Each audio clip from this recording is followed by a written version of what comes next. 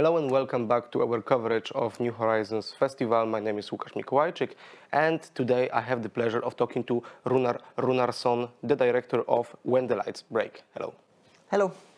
First off, your film was not only shown as a part of Uncertain Regard, but it was the opening film. So what's the story behind that? Well, that's not like I can control that in one way or the other. That's Fremo and Christian Schön and their team that decide the programming. But and we were really happy and to have been selected to open the section. It's gave an extra focus on the film, which helps the film to travel to more festivals like this great festival here, and it gives exposure as well towards distributors around the world, and so it has been enormous help for us just to getting the film out to the audience that we wanted to reach. And when did you find out that you've been selected for the festival? That was not long before it was announced. We had been waiting for a long time, but and then finally we got some good news. But we didn't know it for a long time. It varies. Some people, some films know it for months, and you have to keep silent. But on this occasion, it was quite shortly before it was announced. So if it was so shortly announced, before it was announced, were you afraid that you didn't make it for the list?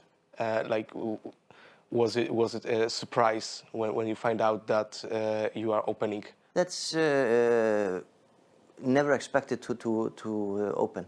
Hope to be selected, but never expected to open. But and hope can carry you to some distance. But then again, it's nothing that you can control. So just a happy coincidence. Yeah, and there's just nothing that you can do. And now this is my fourth film, and I guess I'm slowly learning as well to not to take things personal, whether things go well or bad. It's just each film has its own path, but some paths are more luckier than other, and will help the film more than other paths, and we are extremely happy that we got in this path and this spotlight. Yes, and this spotlight went to a really special film, I would say.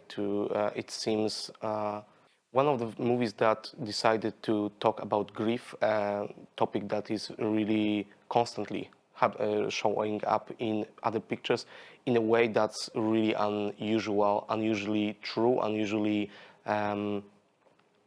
real, I would say. And my next question is, how did you manage to write such a script? Because it seems very, very naturalistic, very realistic. Were there like real life influences that made you write this film? This is my fourth feature, and then I have done a lot of short films, and I even have a new short film coming up.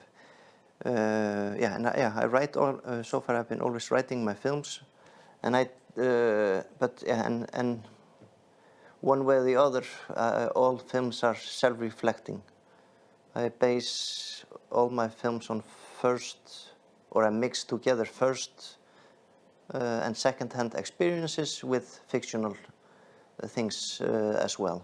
But I decided some films ago not to say what is what, because it can be that there are always other people involved, and they are not maybe wanting to be mentioned or their life in an interview, regardless of if it's in Iceland or Poland. It's just people have the right of their privacy. But it's really important for me to, that's why I write. It's self-reflecting.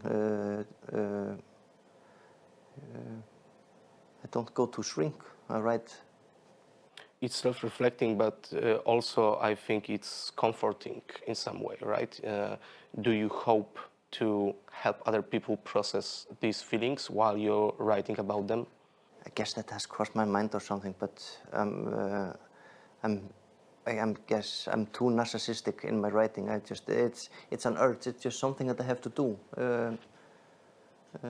I have this metaphor when I'm writing. I'm standing by a river. I'm throwing rocks into the river to try to create a path to reach the other side. Some sink to the bottom, others become a foundation for another rock.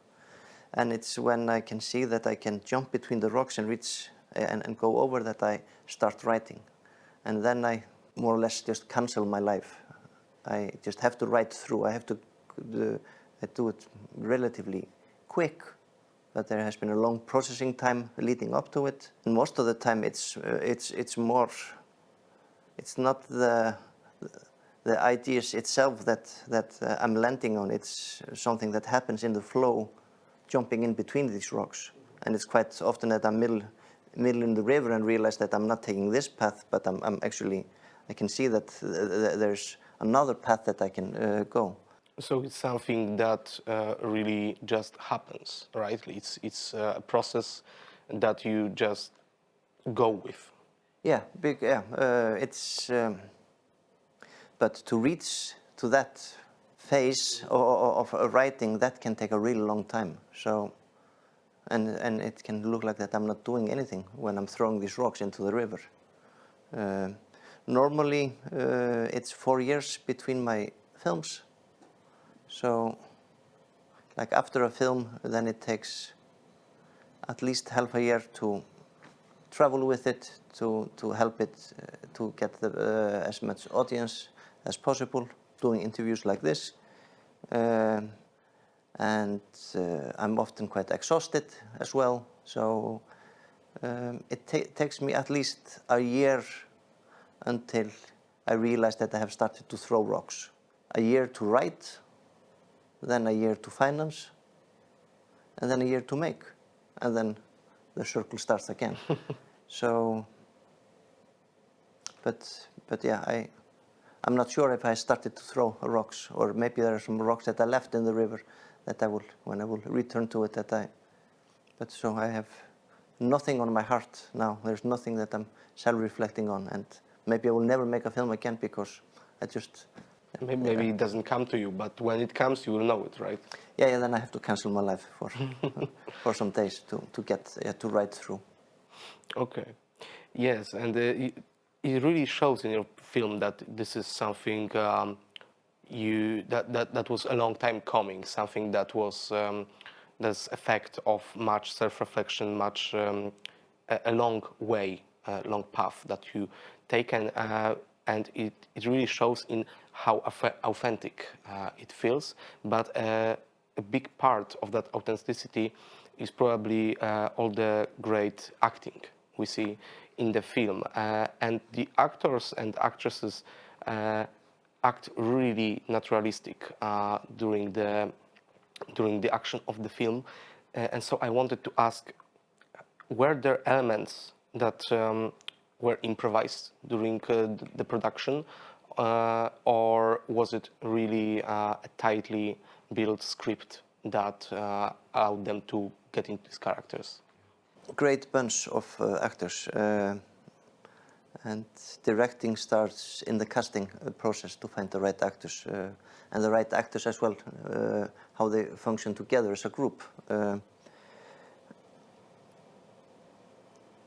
A film, or at least that's how I look at it, film continues to develop on each state, and yeah, I'm the writer, but then I start to work with other people, heads of different apartments, and the film starts to keeps on developing. And with the actors, I continue to develop as well.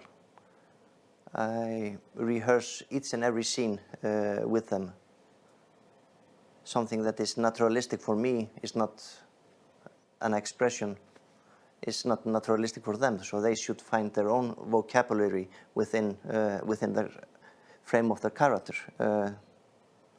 So you were providing like guidelines for Yeah, them? it's really it's thorough though. But it's like I step on a nail and I say fuck. You say kurva. Yeah. And when you step on a nail, you may be just saying just ah. But it's the same. It's the same thing. But I'm not insisting on you saying fuck.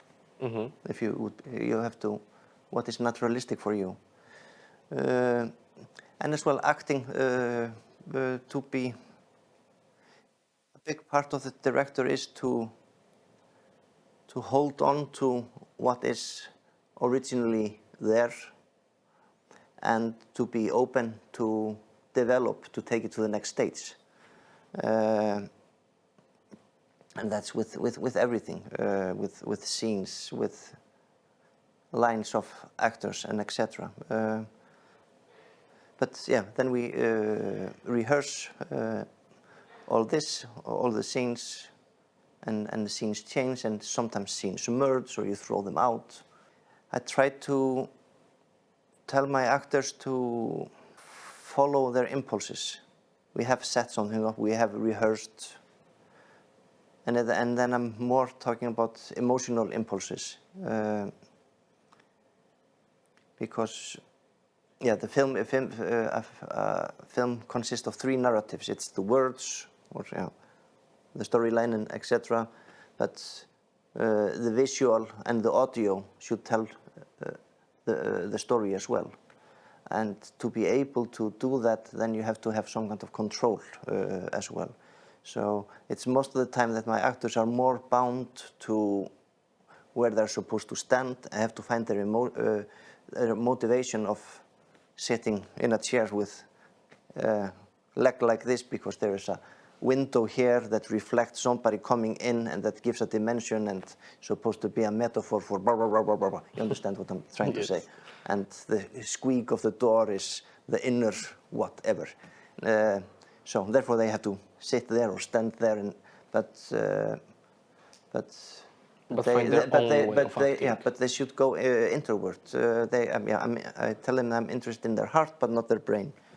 Yes, and you mentioned these three elements, and what really interested me in your film is how you use the audio, because there isn't that much music, there isn't that much like music added in post, I would say, right? Like there are many scenes that have this natural music that just plays in the world of our characters.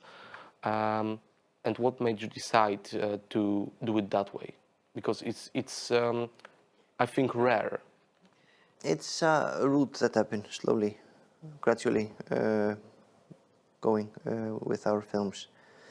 In this film, I wanted the audience to get a sense of reality, impose a layer on top of something that it makes you aware. There is the same song repeated 3 times in the beginning, middle, and the end of the film, allowing the film to be a little bit big, but to give a sense of how big things are in the small that we emphasize on most of the time. But yeah, it's quite dynamic mix though, the sparse side of it, and it's quite expressionistic. We want the audience to get a sense of reality, but we are highlighting some things there. Sometimes you hear people breathing, and if you would think about it, then that is not normality. You wouldn't have that perspective. So, just for example, so we are eliminating some things in the sound, and then nurturing other stuff, not having too many elements going on at the time, and so I'm really happy with the sound mix. We try to have it honest, but we are nevertheless trying to use the tools of the cinema to to transmit emotions. Yes, I really agree with that because I think that what you achieved with this film is something that I see really rarely in cinema. That you took a subject that is so hard to speak about, to really tell your emotions, and decided it's so hard to tell those emotions that I won't even try. I will use other tools to express them, the visual, the audio, like you said, and the acting itself. It gives us this beautiful mixture of real, true grief and mature accepting the fact that something is lost in our life. So great work on that, really. I cannot tell that enough. I know that I've mentioned it a few times already. Thank you. And the last topic I would like to start with you is in Poland, the popularity of Icelandic films has been growing since few years, and I feel that largely on European scale and world scale, the Icelandic cinema is becoming more and more popular in the last years. Would you agree with that fact? And do you think that there's some kind of revival or a new wave coming for your country's films? Yeah, it's true. It's been going quite well for the last, I don't know, decade or something for Icelandic film, generally in the world, and especially when we look at how few we are, and then of course we make not that many films, but compared to how few we are there, it's quite some. Icelandic cinema is quite young. We started in 1980 making films with a little bit state support. So there had been one feature film made before that, and documentaries and something in the television, but yeah, it's regarded as the birth of Icelandic cinema, 1980, with the start of the Icelandic Film Institute. And to simplify it, it's maybe now, I guess I'm the third generation of filmmakers in Iceland, and then there are, of course, some directors that fall in between this simple category, and some of the first generation pioneers were doing, of course, great things and making the road for the generations to come. But now, especially my generation has been really successful in an international sense, or especially in an art house sense. So I'm really looking forward to what the coming generation will come up with. What if there's some kind of line that they are all focusing on, or what there is next. And there are some that have started to, of course, make stuff and stand on their feet, and I'm really looking forward to see this next generation. And this next generation, do you think that Icelandic cinema developed its own kind of style and tone that the next generation will continue with, or do you expect like big changes? I don't think there is a specific Icelandic tone. Maybe there is some kind of temperament because we come from the same country or something. The biggest influence on is maybe just how author-driven it is, because we are a small country. It's extremely expensive to make films. I think per inhabitant we have one of the highest ratio of sold cinema tickets compared to The population. But nevertheless, it's hard to make film only for Icelandic market if you're market thinking. And if you are making films in this language, then you're always going to be bound to limited distribution. But what has happened is because and it's the same with music, you don't survive, or back in the days you didn't survive on making music in Iceland by thinking about the Icelandic market, because we are so small. You would never survive. You would have to play on each and every pub every day to just have the same salary as if you were working in a bakery. So when I'm talking with the music, it's because the films are author-driven, and the same is with the music. It's people are doing things that they want to do. They are not doing it to make money or a career. It's for the love and passion. Yeah, and it's just for the passion of cinema. It's an urge. So I think that is maybe the strongest thing that the Icelandic cinema has. It's authors that they are not in it for the money, because there is no money in it. It's an urge. It's something that you have to do, and therefore you make things that you want to do.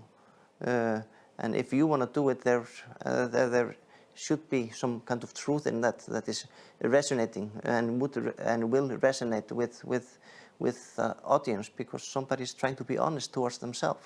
And that's a great approach to making cinema. I think the one that gives you the most touching films, just being honest and looking for that resonance with the audience. So thank you so much for this conversation. Thank you so much for this beautiful film, and thanks to our viewers for watching. And I will see you in the next interviews. Yeah. Thank you again. Thank you.